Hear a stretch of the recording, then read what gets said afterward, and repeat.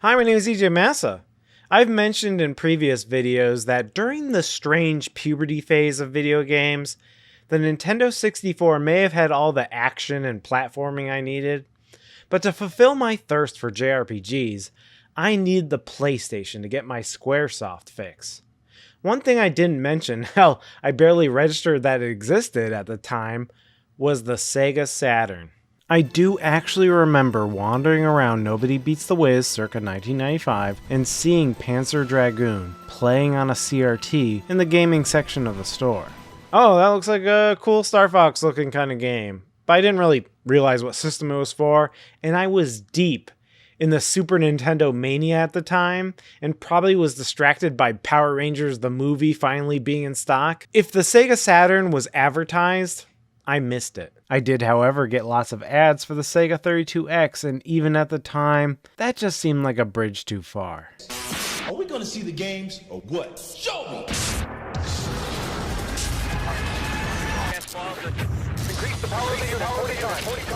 Thank you. 32X games clogged up the Blockbuster video gaming shelves, and I was already moving on to like Final Fantasy and Secret of Mana type games, so having a slightly better version of Mortal Kombat 2 or a clunky version of Doom did not appeal to me at all. Look, I installed 8 megabytes of RAM on my sister's Gateway 2000 so I could play a better version on there. With Sega 32X sucking up all the oxygen and not inspiring my friends and I to covet it, Sega Saturn was lost in the shuffle. Then the N64 came out and forget about it. I saw Mario throwing Big Bomb on a Toys R Us CRT.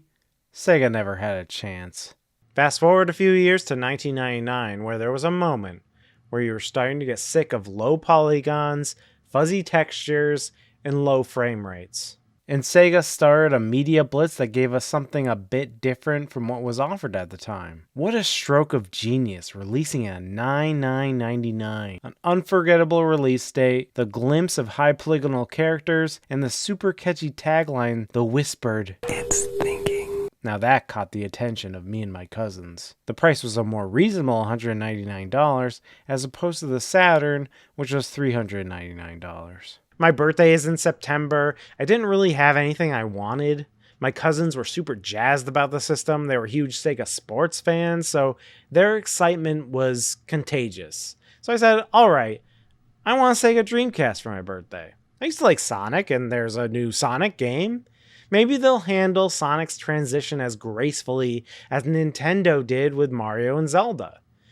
So I did get a Dreamcast along with Sonic Adventure. My sister also got me a Big Pun CD. Now, I did not want this CD. I didn't even know who Big Pun was. My sister said I would like it because I was fat. You see, Big Pun is fat and I was overweight, so I would like it. Wow, I'm just psychically catching up to what a mean and horrible present that was. That's okay. I'm not a player. I just crush a lot. I hooked up my Dreamcast to a Commodore 1084S monitor that I used for games in my bedroom. I wish I still had that monitor. I'm pretty sure my dad threw it into a dumpster when I went off to college. I booted up Sonic Adventure and was very impressed by how cinematic things looked. How smoothly it ran. This segment where the killer whales are jumping and destroying the bridge behind Sonic as he's running toward the camera, that was particularly thrilling. I thought the Dreamcast was a charming little system. What it gave me was a glimpse at what the future would be past the puberty phase of video games. I was really looking forward to Resident Evil Code Veronica as I was a big Resident Evil fan. When I wasn't playing games on the Dreamcast, I used it as a CD player for my room. The Commodore monitor had built-in speakers, so yes, I did try to like that Big Pun CD and I played it through that. It didn't grow on me. While I liked the system, I didn't get many games for it, just a handful. What happened in the year 2000 that made me sort of forget about the Dreamcast? EverQuest Ruins of Kunar came out, and I played that for years. All the time. I also entered high school, and I was trying to get a girlfriend, so I didn't focus on gaming. During that time, I carelessly just gave away my Dreamcast to a high school friend, and I never thought about it again. While doing the Red Cow Arcade podcast, we talk about retro games, we mud our arcade 1-ups with Raspberry Pi 4s that can play Dreamcast games, so it made me remember my appreciation for the system. Frankie was sent custom Dreamcast games and even a GDEMU, which replaces the disk drive of the Dreamcast with a way to play games off an SD card. And then Mark from Smash Brothers Gaming offered to send me a GDEMU to put in a Dreamcast, and that gave me an idea. I should try to fix the big mistake of my childhood, giving away my Dreamcast. So then one day I received this package, and what's this? It's green. Well, isn't that the most ecto-cooler secret of the ooze-looking controller stand you've ever seen? I'll have to see if the Dreamcast controller fits on this. And in this little box is the GDEMU kit, including the GDEMU board, a plastic box which functions to fill the hole where the GD-ROM drive would be. I like that it's not 3D printed and it's more of a mold-injected style plastic. It feels quality, including this button with a Dreamcast swirl on it. There's nothing I hate more than the gritty texture of 3D printed accessories. I can't explain it, but the texture makes me nauseous. So this is way better. There's an SD card extender that works with that top box, and a plastic bracket to hold the GDEMU in place. The kit comes with some very straightforward instructions. Here's a close-up of the GDEMU board, and it looks very slick. But EJ Massa, you lobotomized fool, if you gave away your Dreamcast in 2003, what are you gonna install this board into? Well, Frankie generously mailed me his old Dreamcast, including the sick-looking black controller. I have a soft spot for the Dreamcast controller. It weirdly fits into my small hands. I like it so much I made a joke about it in an old cartoon I made about the DK Bongo controller. Do you want to see the best controller ever made? Is it the Dreamcast controller? What? No, pff, idiot. And here's the Dreamcast. What a beauty. And it's got that Sega Sports branding my cousins like so much. And Sega did have the reputation for having great sports titles. I checked the back of the Dreamcast and it has a 1 in a circle here, which I believe means it's compatible. If it's a 0 in the circle, it may not be, and if it's a 2, it's not compatible. Just for fun, I wanted to see if that Nickelodeon-looking controller stand could hold the Dreamcast controller, and yes, it can. I wanted to see if Frankie's Dreamcast worked, and I didn't have a Dreamcast game to test it, so I put in one of my wife's old Dave Matthews live CDs that I found in the basement. The famous Dreamcast splash screen greeted me, and while I can't confirm games work, I can certainly play CDs like I did back in the old Big Pun CD days. Rest in peace, Big Pun. Every time I think about you, I think about the psychic damage my sister did to me. That was enough for me to proceed with the mod. I'm following the instructions exactly. I fit the SD card extender into the black box into the slot here, and I used 2 M2 screws to lock it into place. I got out the bracket and lined up the GDEMU board, screwed it on with the shorter M3 screws, here they are in the back, plugged in the other side of the SD card ribbon cable into the GDEMU card slot, fitted the box with the Dreamcast button on top of the GDEMU, then I lined up the screw holes on the bracket and screwed in the shorter M3 screws. There's 2 on one side and then 2 on the other. And there's the whole GDEMU as a fully assembled unit. Back to the Dreamcast. I removed the modem, which reveals a screw to remove. And then I removed the other 3 screws in the other corners. Removed the top cover, revealing the GD-ROM drive. And there are 3 screws to remove on this drive. 1 here in the front near the fan, 1 near the power supply in the front, and 1 in the back near the power supply. With these removed, I carefully lifted the GD-ROM drive from the bottom, revealing the slot where the GDEMU will go. I took my assembled GDEMU unit and pushed it down into that slot. The long M3 screw goes into the front of the bracket, and a smaller M3 screw screws into the back. And that's all there is to it. Now to prepare an SD card. I found an old camera memory card, and I decided to repurpose it. I formatted it to FAT32, renaming it from what it was on my camera, and I named it to Dreamcast. Creative, I know. Then I went to the GDEMU's WordPress website, clicked on links, and downloaded the GDEMU menu from the link there. Copied the data in the zip file to the memory card, minus the README file, and then to add games, you make a folder for each of them. If 01 has the menu, then 02 will have the next game, and 03 will have your next game after that, and so on. If you're going to have more than a handful of games, I recommend a GDEMU SD card maker like GDEMU Card Manager. This will help quicken boot times so that your list of games will load up faster, and it can even help prevent failures to boot. GDEMU supports both CDI and GDI formats, and if, say, a CDI image doesn't work for you, try a GDI image of the same game because that may work better. I inserted the memory card into the GDEMU to test it out. The GDEMU menu loads up, and I selected a game. I tried Sonic Adventure, and it crashed on the load screen.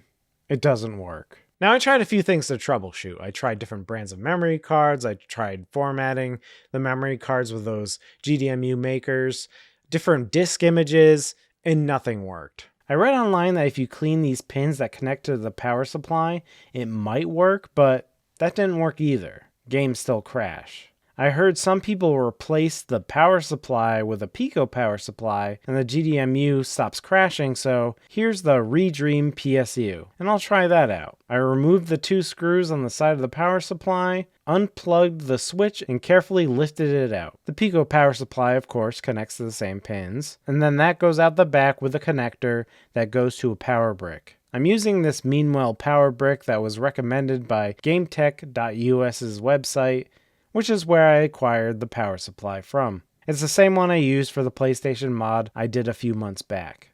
Okay, time to put the cover back on the Dreamcast, and what the hell? It changed colors. Yeah, so the power supply didn't work on Frankie's Dreamcast either. My guess is that the Sega Sports variation might have compatibility issues with the GDEMU, or there might be something wrong specifically with Frankie's Dreamcast with this mod. He said it plays legitimate discs, so who knows?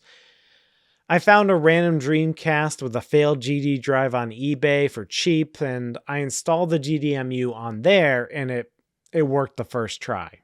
So what can you do? I'll connect the Dreamcast to this beautiful Toshiba 24-inch CRT. I got it from a guy I know who mods CRTs. He tried to mod it for RGB SCART but wasn't able to. But not wanting his efforts to go to waste, he found a way to add S-Video to it, which it didn't normally have.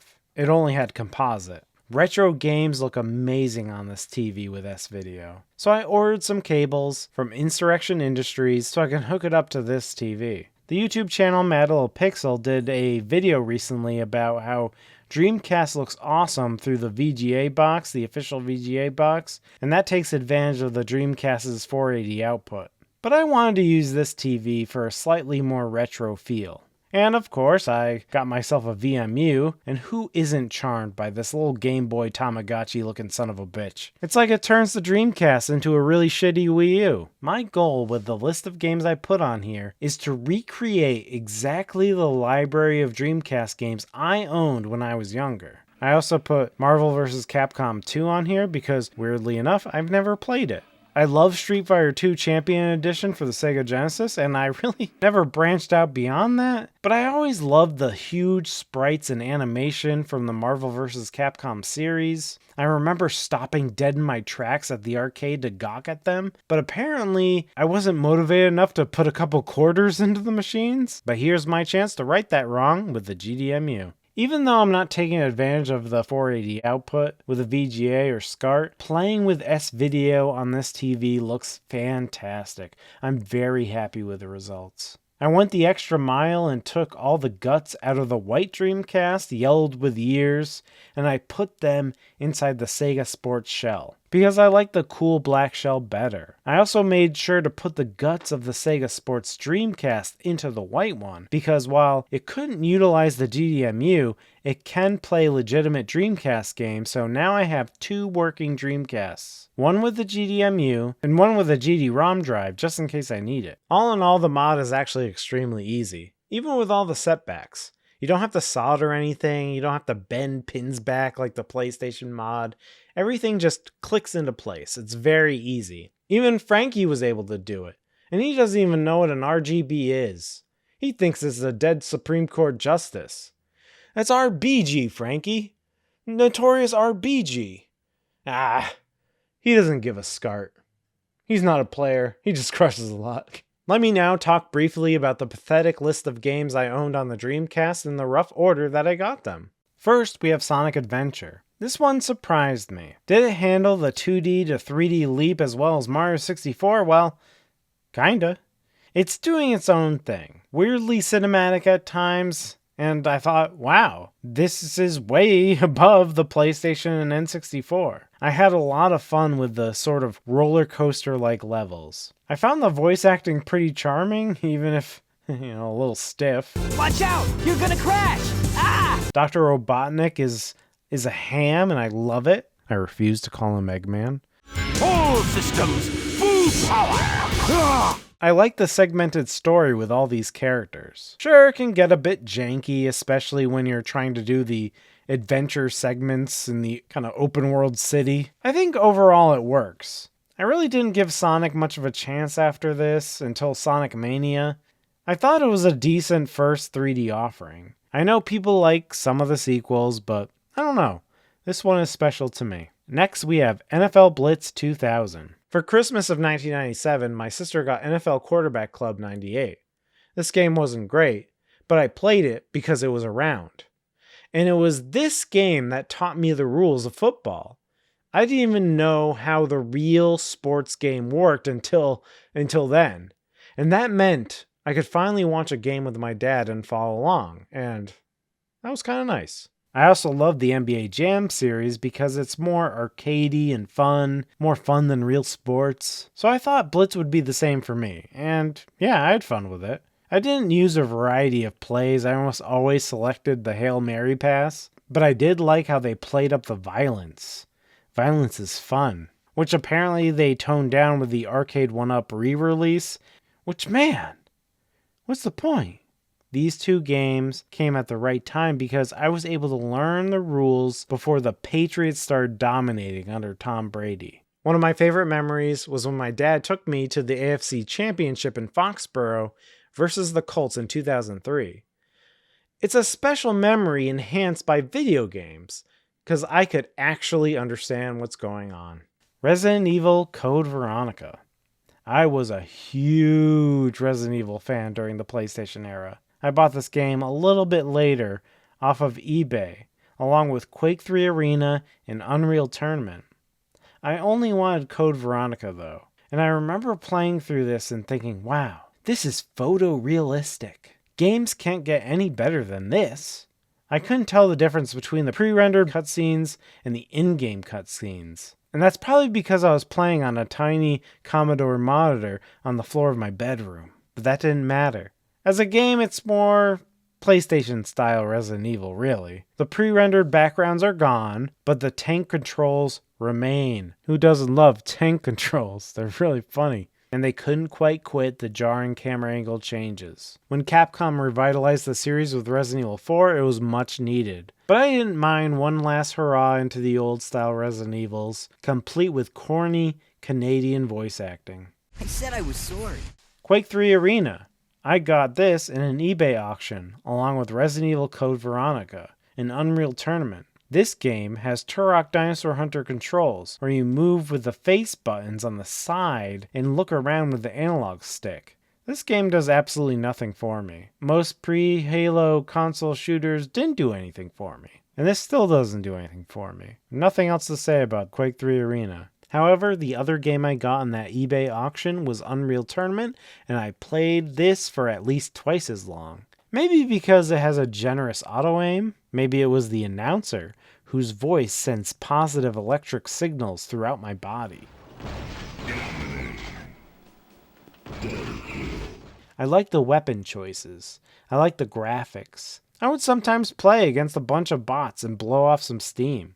I had more fun capturing footage of this game for this video than I cared to admit. Tony Hawk Pro Skater 2. I borrowed Tony Hawk 1 for the PlayStation 1 from a friend and really enjoyed it. So when I saw the sequel had a Dreamcast version, I picked it up. It's arcadey fun and I don't have a ton to say about it, besides that I love the soundtrack, of course. I downloaded it off of Napster and would play it while playing Diablo 2, which is probably the most year 2000 thing I could possibly do. Power Man 5000 would be blaring off my computer speakers while I was making my way to Mephisto. I would go on to buy the GBA port of Tony Hawk 2 when the GBA was released. I remember being blown away by it at the time. Anyways, doing tricks with little level objectives, knock over barrels and such is surprisingly fun and addictive. Yeah, I know, I didn't have Soul Calibur, I didn't have Shenmue, I didn't have Crazy Taxi or Jet Set Radio. However, now I can right all the wrongs of my youth with this GDEMU modded Dreamcast. I'll definitely check out more of its library as a result. I always liked this quirky little system. It gave me a hint at what was coming down the road with the PlayStation 2 and GameCube, and it even had a modem before those systems did. Although, I don't think I ever used the modem, even though I did have a couple deathmatch games. Let me know what your favorite Dreamcast memories are in the comments and what games I should load up on this memory card. And check out Geek Guilt, who sent me this GDEMU kit. You'll find the GDEMU kit and more gaming gear available to purchase there. They didn't pay me. This isn't sponsored. They did send me the kit for free, and I was inspired to make this video. That's all for now. Until next time, bye.